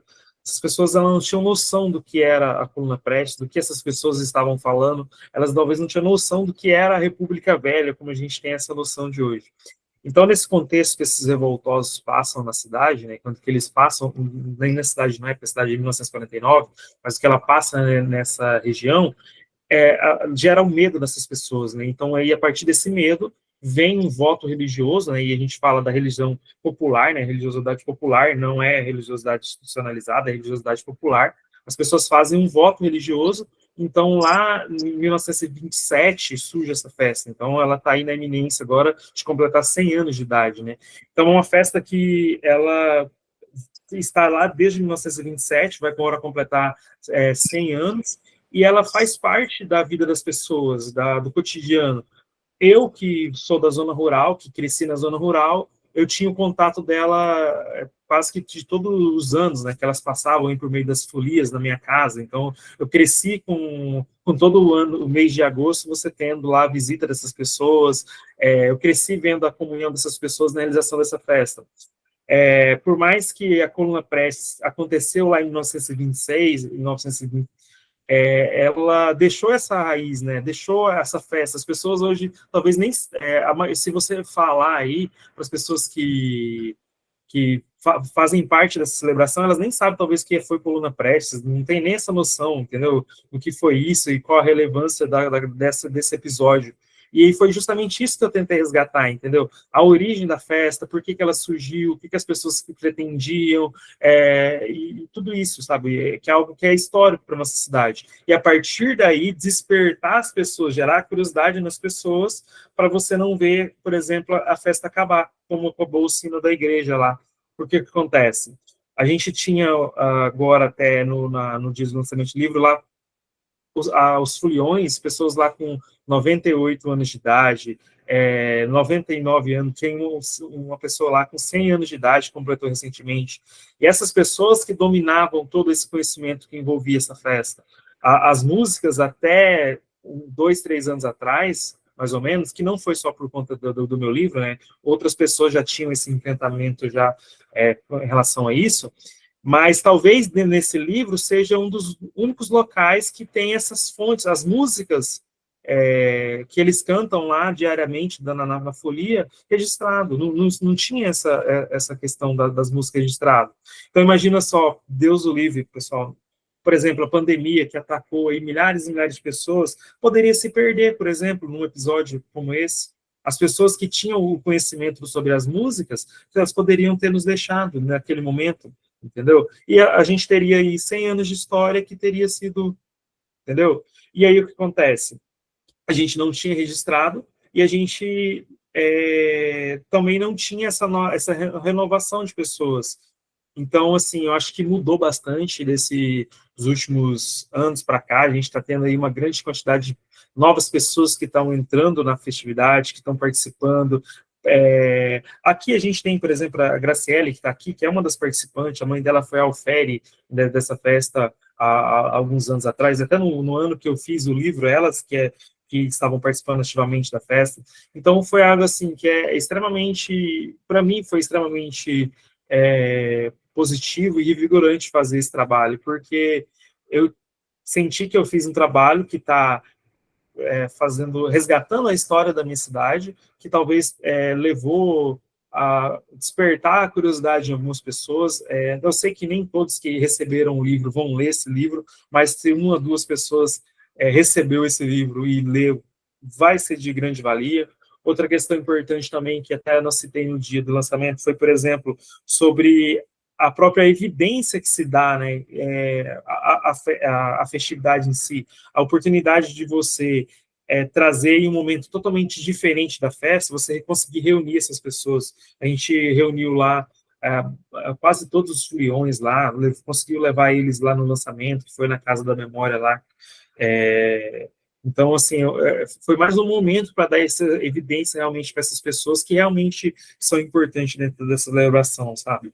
E, assim, eu acho que já, para ir finalizando já assim, a fala, né, a gente tem, acho que talvez isso é o mais importante hoje dentro aqui da nossa região, as pessoas colocarem em evidência o que já é feito já, o que a gente já tem. A gente tem muita coisa aqui já, que é feito, e tem muita coisa importante. Se você parar para analisar, por exemplo, na nossa cidade, Figueirão, como é uma cidade extremamente pequena, praticamente todos os calendários festivos da cidade, elas estão relacionadas a um calendário cultural. Você vai ter, por exemplo, lá no começo, no mês de janeiro, por exemplo, você vai ter uma festa de Santo Reis, que é lá de Divino, desculpa, lá da comunidade Santa Teresa com a comunidade quilombola. Aí você vai vir lá no próximo mês, outra festividade religiosa, a Nossa Senhora da Abadia, que é daqui, festa da Nossa Senhora, entendeu? São todas festas tradicionalíssimas, que estão centenas, décadas e décadas que estão sendo realizadas, entendeu? Então, tudo calendário cultural, entendeu? A gente tem, por exemplo, aqui dentro do Figueirão também é bom ressaltar, a gente tem a comunidade quilombola aqui de Santa Teresa, que é uma das poucas comunidades quilombolas que a gente tem ainda dentro do Mato Grosso do Sul.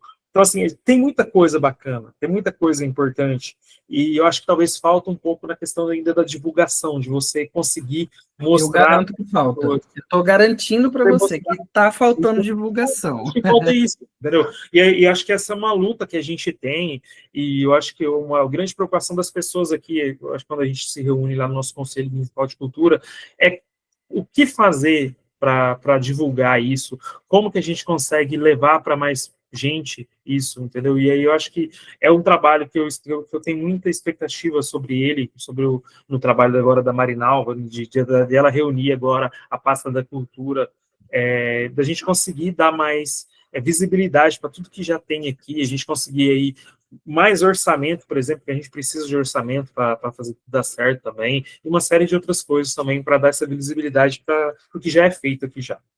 Beleza? É isso.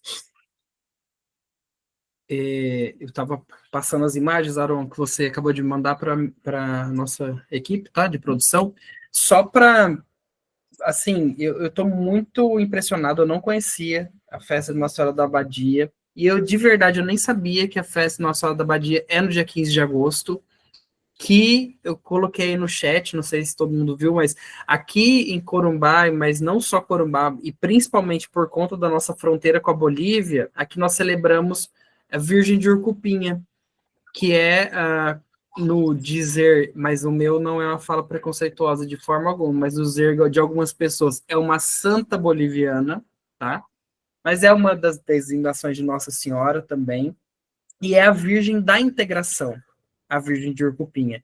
E é uma festa imensa, e os nossos irmãos bolivianos aqui fazem 3 dias de festa. Começa no dia 14 e vai até o dia 16, e o dia 16 é um calvário, e quem quiser conhecer um dia, eu faço questão de apresentá-los, porque eu apresento todos os anos essa festa para muitas pessoas. O Calvário vale a pena muito de conhecer, porque é você subir um morro de pedra, e a gente sobe andando, mas eles sobem dançando, e eles descem dançando, e é muito bacana. Então, Valderi, não me espanta nem um pouco você dizer que o calendário festivo da cidade, ele tem um caráter cultural religioso, porque a gente, inclusive, essa questão cultural religioso, gente, toda vez eu esqueço, deixa eu pedir antes de eu terminar de falar, quem puder, abre as câmeras para a gente poder fazer o registro das pessoas que estão participando enquanto eu vou falando, por favor. E daí a Tayla, por favor, você faz o registro aí pra gente, tá? E daí já deixa preparada a foto também que o Aaron quer mostrar aqui, as imagens que ele quer mostrar. Sim, já tem excursão para festa, de Corumbá para festa, tanto a de Abadia quanto a Bolívia, por favor, hein? Vamos vir lá para cá também. Então, eu estava dizendo, a gente não me espanta esse calendário cultural religioso ser tão importante para cada um dos municípios. Nós estamos falando de um estado de Mato Grosso do Sul, que é um estado de interior, né? Nós somos um estado de interior. Dentro da dinâmica de um grande estado, que é o Brasil, nós somos interior. Nós somos um município novo, nós somos a coisa nova dentro dessa dinâmica toda. E tem muita história e muitas singularidades, assim como o Nordeste tem coisas maravilhosas, o Mato Grosso do Sul também tem, né?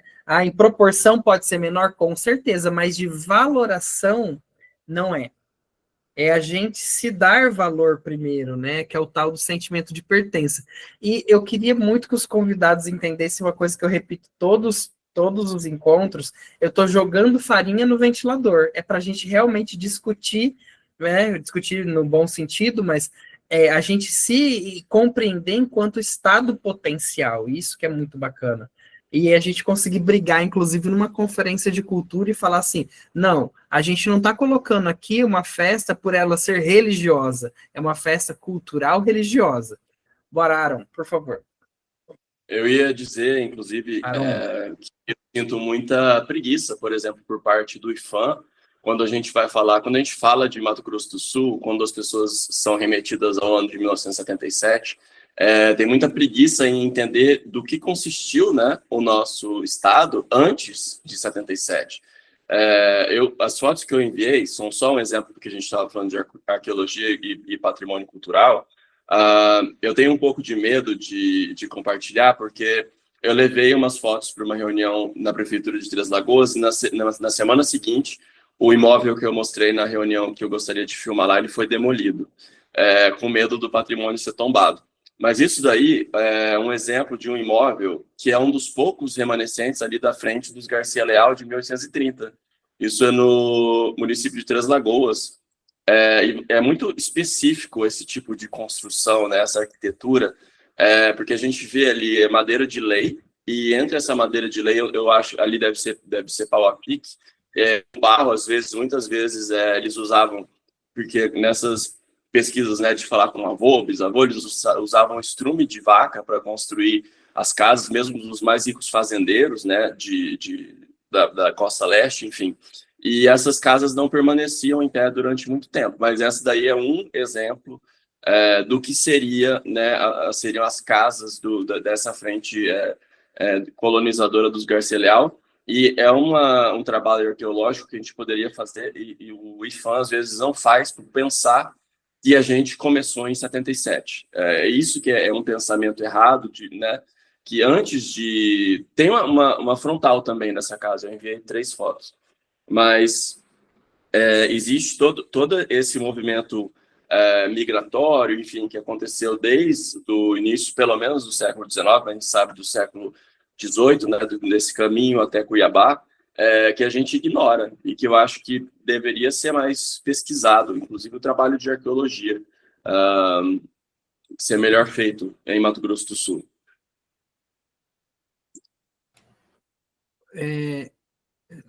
Olha que bacana isso, gente. Uma casa muito específica, ela é elevada do chão, basicamente 1,5 metro, ali tem um porão, então, quer dizer, isso aí já diz um pouco, em Mato Grosso do Sul, quem imaginaria que as casas, né, das frentes colonizadoras teriam um porão. E aí você sobe, e ela é toda construída em madeira de lei, e tem uma foto da porta da frente também, que é bastante interessante. Exatamente. E ali, do lado, a gente consegue ver que tinha uma semi-porta ali que foi tapada, né, do lado da janela, e o uso disso teria que ser investigado, porque é um quartinho separado. E essa casa com esse porão, eu acho isso muito rico, até para se filmar num lugar desse, sabe? Será que não era uma casa geminada, Aaron? Não era. Não era. Ali era uma entrada separada, ou talvez porque existisse um quartinho de bagunça, enfim, de outras coisas ali, ou de algum funcionário que morava ali, porque é um quarto que dá ali para a sala, e ele, a porta interna ela é tão antiga quanto todo o restante da casa. Então, é muito legal ver isso, e o que a gente encontraria, né, de vestígios arqueológicos disso, e também dos indígenas, que até o momento não foram pesquisados em Mato Grosso do Sul por esse entendimento de o Estado, esse entendimento errôneo de a gente estar no Estado jovem, né? Ele é jovem, o Brasil também é jovem, mas ele não é tão jovem quanto as pessoas levam a crer. Eu falei jovem, por favor, não me entenda mal. Eu estou falando jovem no mau sentido mesmo, porque as pessoas acabam se encontrando, né? Aliás, se dizendo, o Estado novo, é um Estado novo. Puxa, não tem nada de novo aqui, né? É o que eu falei lá de Ribas. Ribas apaga a própria história falando que tem 80 anos. Por quê? Porque está considerando a idade desde quando foi emancipado de outro território, certo? Mas não tem isso. O território de Três Lagoas, ele é ocupado pelos brancos, entre aspas, desde pelo menos 1880. Então, são 40 anos antes da cidade ser emancipada, né? E antes, muito antes da chegada da ferrovia, inclusive. E é isso que a gente tem que começar a pensar quando a gente pensa sobre a história de Mato Grosso do Sul. E aí falta muita historiografia, e realmente entender esses movimentos migratórios dos próprios indígenas. Como é que o povo Faié de Três Lagoas fala uma língua parente dos Guató do Pantanal? E onde é que eles realizavam essas trocas comerciais que eles realizavam? Eu gostaria de saber. Até agora eu não tenho uma explicação para isso. E eu falo assim, falta divulgação mesmo. Tayla, você pode tirar a imagem, por gentileza? Obrigado. Eu falo que falta divulgação mesmo, porque se a gente pensar na história de Ladário, que é Ladário aqui do nosso lado, né? A gente tem uma cidade que anuncia oficialmente que o aniversário é 2 de setembro e anuncia, então, que tem a mesma idade de Corumbá. Entende? Só que ela foi emancipada nos anos 1950. Então, assim, se fosse para a gente considerar, assim como outras cidades do estado se consideram ou perdem, apagam suas histórias para considerar somente a emancipação, por que Ladário consegue se projetar como uma cidade bicentenária e os outros municípios não conseguem se colocar como cidades nem centenárias, né? Por conta dessas emancipações, no caso.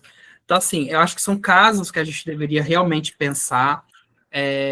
Na minha opinião, eu estou jogando farinha no ventilador, que é para a gente refletir mesmo desses potenciais, e quando eu puxo vamos falar de regiões, vamos falar dos potenciais do nosso estado, olha o potencial cinematográfico que a gente tem, né? Aí não estou falando eu por mim, de achar que tudo é lindo e olha que bacana filmar, não, eu estou trazendo aqui uma pessoa que é da linguagem e que tem uma carreira ampla para isso, né? O potencial mesmo dos festejos tradicionais, o próprio Valderi, ele se mostrou mais ainda da cultura do que eu já tinha falado. Então, professor, você sim é da cultura, para de falar que talvez eu seja, não, você é da cultura, porque esse sentimento de pertença mesmo, de você contar com tanta amabilidade dessa história, desse local, né, dessa festa, e de tudo isso. A coluna Prestes não passou só por Figueirão, ela alcançou aqui, Prestes ficou exilado a 16 quilômetros daqui de onde eu estou agora, né, aqui na Bolívia. Então, a gente tem história, a gente precisa somar essas histórias para que a gente possa levar adiante. E já chegando no final do nosso encontro... Você falou uma coisa muito interessante a respeito de ser um estado do interior, no sentido de um estado composto pelo interior, inclusive eu gosto de abaixo-assinados, eu criei um abaixo-assinado a respeito disso, porque quando existem todos esses editais, a Fundação de Cultura de Mato Grosso do Sul, a gente percebe que 80% dos prêmios vão para Campo Grande. Só que Mato Grosso do Sul é um estado com 3 milhões de habitantes e desses, 800 mil são de Campo Grande. Então, a gente tem mais de 2/3 da população que não mora em Campo Grande. Então, é sim um estado composto por interior. E eu acho que é muito importante as pessoas terem noção disso e começarem também a demandar, né, atenção e respeito, porque quando a gente teve uma escuta da Fundação de Cultura em Três Lagoas, uma pessoa que foi ela costuma ser infeliz nas colocações, mas nessa também ela foi, me disse para todos, que tinha gente aparecida do Taboado, Costa Rica, Paranaíba, que ele tem uma necessidade de conhecer os artistas. Porque se ele não conhece os artistas, ele não vai dar os prêmios para os artistas. Eu falei, cara, você tem noção que você mora numa cidade de Mato Grosso do Sul que se chama Campo Grande, e aí em Campo Grande você conhece meia dúzia de pessoas, e é por isso mesmo, por você conhecer essa meia dúzia de pessoas, que esses prêmios são tão viciados, porque entre essas meia dúzia de pessoas, teve uma que comprou um apartamento com dinheiro para fazer um filme. Você não conhece, a gente, num estado de 3 milhões de pessoas, a gente não vai conhecer todos os artistas. Então, esse pensamento bairrista é uma coisa que estraga muito a cultura de Mato Grosso do Sul. A gente tem que estar mais aberto, e uma coisa que particularmente estraga é que para eu conversar com você de Corumbá, eu tenho que passar por Campo Grande. Ué, por quê? Por que eu não posso fazer uma ponte diretamente de Três Lagoas-Corumbá? Por que não diretamente uma ponte Três Lagoas-Figueirão? Por que não diretamente, sabe? Por que a gente tem que passar por Campo Grande para meio que destilar a nossa conversa? A gente pode ir ao redor, porque para mim faz muito mais sentido. Eu super concordo com você, Aaron. Inclusive, eu não passei por Campo Grande, eu pulei direto para Ribas, que foi a pessoa que me passou o seu contato. Então, Roger, muito obrigado. Ele não está aqui, mas eu agradeço muito. Arturo, eu sei que você faz hora querendo falar alguma coisa, e já anuncia aí, quem quiser fazer alguma pergunta, a gente já está nos minutos finais, então já, por favor, levante a mão. Arturo, com você. Eu queria falar para o Valderi que, olha o que nos une, né? A Coluna Prestes. A Coluna Prestes passou por aí, teve por aqui, inclusive o lugar que eu trabalho é a casa do Dr. Gabi. Ele fez 2 reportagens com o Cavaleiro da Esperança, né? Que ficou aqui, como disse o Gilberto, a 16 quilômetros da Bahia, chama Bahia Guaíba, do lado da Bolívia, e temos essas coisas que nos unem. E essa coisa de que você fala da Badia, aqui eu trabalho, eu sou filho de bolivianos, e eu trabalho com as virgens da Bolívia. Virgens são as Nossas Senhoras. Então, a Nossa Senhora de Cotoca, que é dos Camba, da parte de Santa Cruz, trabalho com a de Urcupinha, que é a mais forte, assim, na religiosidade, tanto dentro da Bolívia como aqui em Corumbá. A festa acontece lá, como disse Gilberto, 14, 15 e 16 lá, aqui também, mas aqui o mês inteiro tem festas nos bairros, as residências, aqui da Virgem de Urcupinha, aqui em Corumbá. A colônia boliviana é muito grande e também muitos fiéis já brasileiros que fazem essa festa. E também tem uma festa que é sui generis, é um dia só, é no dia 6 de agosto, a Virgem de Copacabana, que dá o nome ao principal cartão postal do Brasil, que é a Praia de Copacabana, né, que lá lugar de show, é uma virgem boliviana, né, que tem essa coisa que une e faz essa integração até com o Rio de Janeiro. Então, eu trabalho essa coisa da integração aqui, e o que eu queria colocar para ti é que você precisa bater, e que o poder público, que eu também aqui, hoje estou funcionário, mas eu venho há muito tempo falando que, por exemplo, Bonito tem uma sucuri lá, e nós temos aqui danças maravilhosas, com roupas maravilhosas, e o município não assume essas festas como uma coisa turística. E aí sim, pode dar muito mais renda à festa da Badia se ela virar uma atração turística, como é um monte de lugar as festas religiosas. Então, força aí, meu querido, nessa festa, tá? E que vire uma atração turística, e isso gera renda também, né? Que aí é o que eu já vou agora dar uma cutucada no Arão. Por que não? Eu sei que seus temas podem ser outros, né? Mas, temos essa história aí como chama, do Cavaleiro da Esperança, né? Dentro do Mato Grosso do Sul, né? Que podia ser um filme épico, Prestes, né? Prestes. Quero te dar uma outra sugestão. Eu tenho um projeto já quase antigo que eu estou precisando de um cineasta, que é a história do Mário San, que passou por Três Lagoas de trem, chegou em Campo Grande e fez a música que é a marca do Mato Grosso do Sul, principalmente do Pantanal, que é Xalana.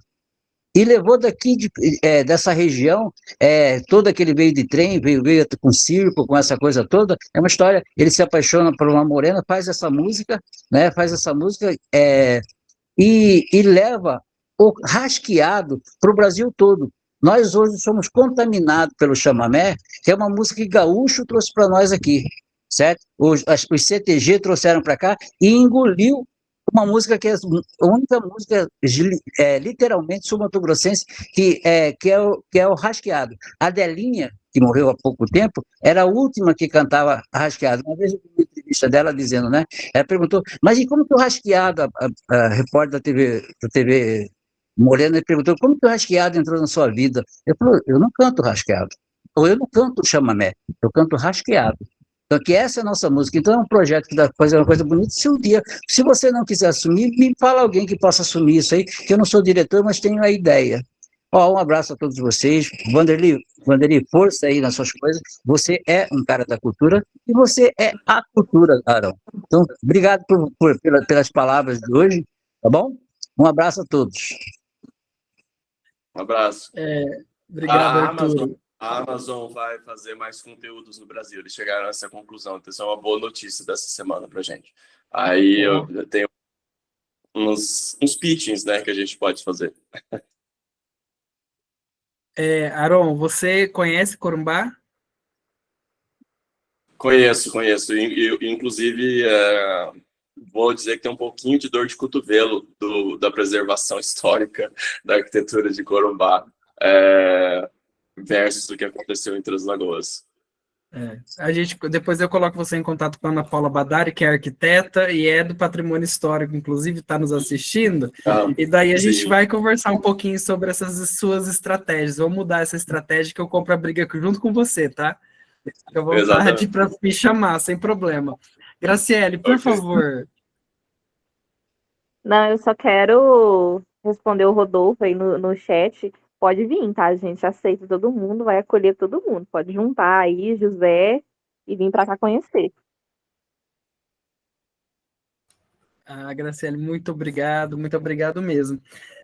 Gente, eu vou partir para os finalmente, então eu vou passar a palavra para os nossos convidados aí, para que façam, né, as considerações finais. Eu já novamente agradeço, Valderi, agradeço a Aron, muito obrigado por terem aceitado o convite, assim como eu agradeci o Roger, eu preciso agradecer a Graciele, foi ela que me passou o seu contato, Valderi, e eu vi a postagem dela, né, falando sobre o lançamento do seu livro, e eu achei muito bacana, então muito obrigado mesmo por vocês terem aceitado o convite, e passo aí a palavra para vocês fazerem as considerações finais. Então, por ordem alfabética, Aron, por favor, se você precisar de tempo. Não, agora eu comecei falando, agora o Valderi pode tomar minha vez. Muito obrigado. Tá bom, vamos lá. Assim, eu que agradeço o convite, acho que é sempre importante participar e é muito gratificante poder falar, né, falar um pouquinho sobre Figueirão, falar um pouquinho sobre a minha história e tudo mais.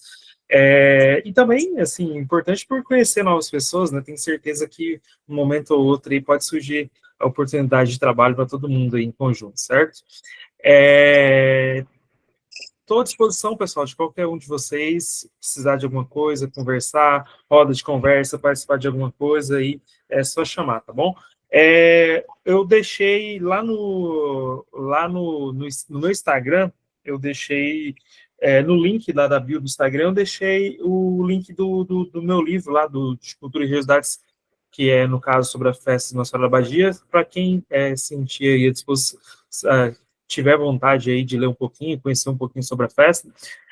No começo aí um pouquinho meio chato, aí que vai falar daquela parte mais conceitual do DL lá, né, que também dá para conhecer, né, é um pouco diferente, conhecer um pouco sobre o programa, mas lá, mais ou menos lá da página 40, lá a gente começa a falar um pouco sobre a questão da Coluna Prestes em si, no Figueirão, a participação deles aqui, né, a passagem deles aqui, e descrever a festa mesmo, a festividade. Então, para que se alguém quiser interesse, lá tem um e-book, lá o linkzinho do e-book, tá no, domínio livre, tá, pessoal? Tá no, assim, não tem custo, não tem nada, tá o link lá diretamente do Google Drive mesmo, é divulgação somente, é trabalho de divulgação, tá bom? Fique à vontade. Muito legal. Vamos fazer agora uma ponte direta Costa Leste, Corumbá, porque eu acho que a gente está precisando falar mais diretamente, sem intermediação, né? Eu acho que seria maravilhoso fazer isso. Aí você falou do livro, vou fazer uma propaganda, porque você estava mencionando a professora de... Dá para ver? Tá invertido, né? A professora de Corumbá. 13 alguma coisa, é isso? 13 alguma coisa? Deixa eu ver. Eu não sei como é que eu Não, desinverto para mim isso. tá aparecendo 13. Eu acho que todo mundo tá lendo o 13, se você estiver mostrando a capa, e é isso Ah, tá. mesmo. Esse aqui é um livro que a gente acabou de publicar pela minha editora, que tem a Flora Tomé, que é uma professora de Três Lagoas, uma poeta de Três Lagoas, e a Adélia Prado. O primeiro livro da Adélia Prado em 13 anos, depois ela publicou esse agora pela Record. E uma poeta também de Mato Grosso do Sul, que é a Gleiciele Guató. Então, é muito legal. Eu gosto muito de fazer esse trabalho de criar pontes, né, e de conectar pessoas e de repente, num trabalho ter Adélia Prado, Flora Tomé, Gleiciele Guató e poetas, né, outras 11 poetas do Brasil inteiro.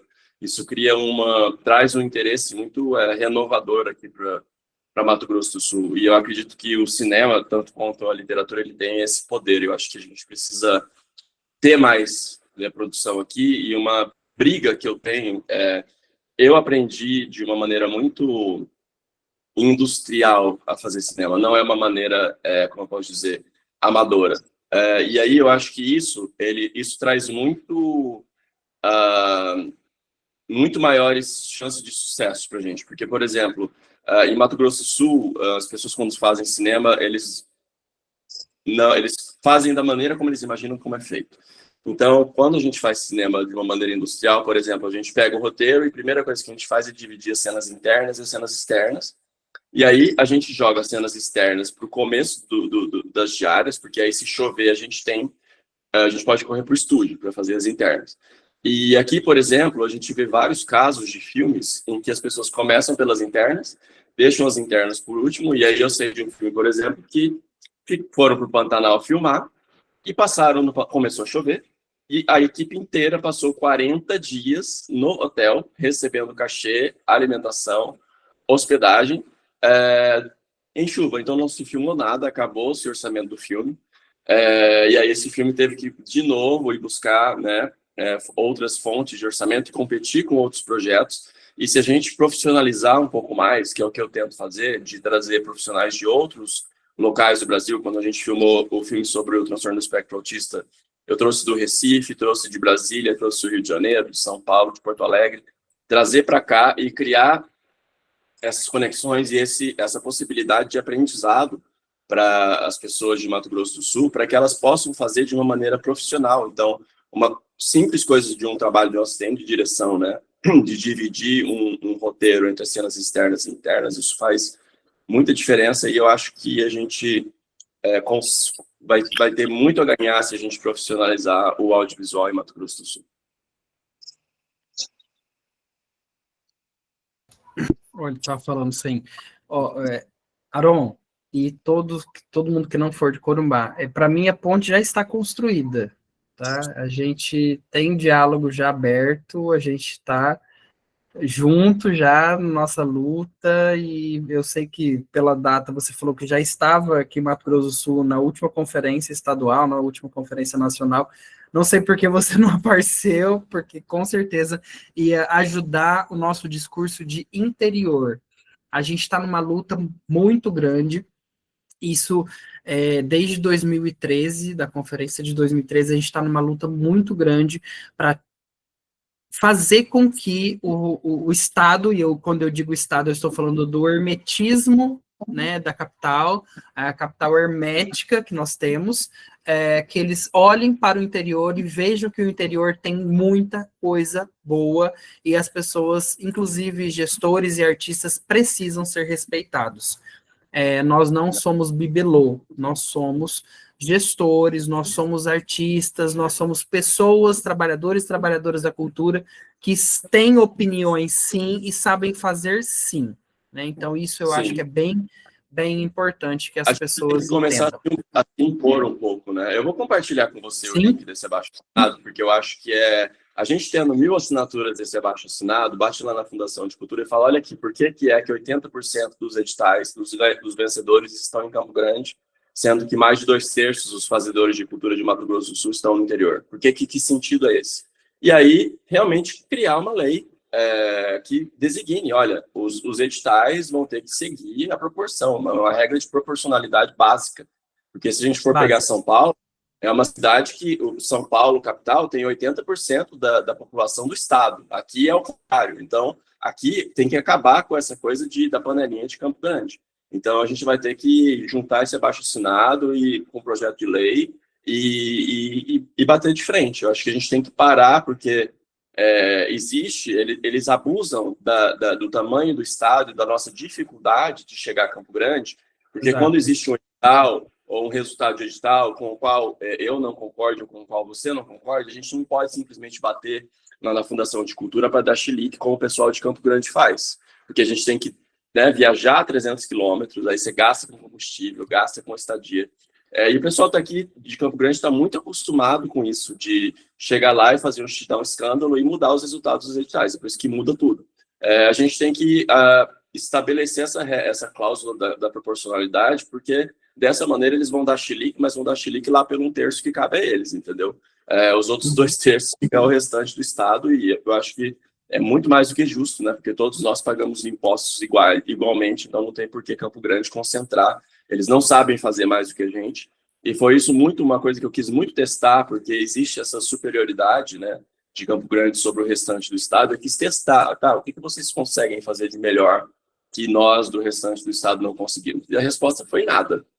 Eles não conseguem fazer de melhor, tanto é que dá todos esses problemas dessa falta de profissionalismo, né, desse amadorismo. Então, isso que eu tenho para dizer para a gente tem que levantar um pouquinho a cabeça e demandar, exigir, né, e não parar de pedir. Eu acho que a gente está pedindo muito.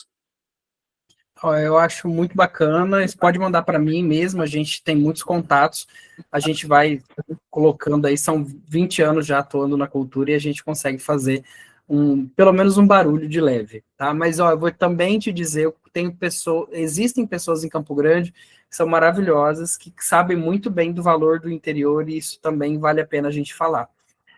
Pessoal, eu coloquei aí as redes sociais do professor Valderi, então, mais uma vez, professor, muito obrigado pela sua participação. Coloquei também a rede social do Aron. Obrigado, Aron.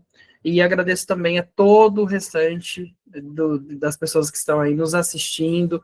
Tem a rede social do Moinho Cultural Unindo Pontos. Quem ainda não seguiu, pode seguir. Nós ainda temos outros encontros, e mesmo os nossos convidados já estão convidados. Aron, a gente vai ter um encontro para falar só sobre fontes de financiamento da cultura, tá? É um dos nossos últimos encontros, era mesmo para a gente preparar, falar sobre conceito de cultura, passar pelas potencialidades do nosso estado para a gente alcançar esses marcos legais e falar, inclusive, sobre as fontes de financiamento, pontos e pontões de cultura, tá?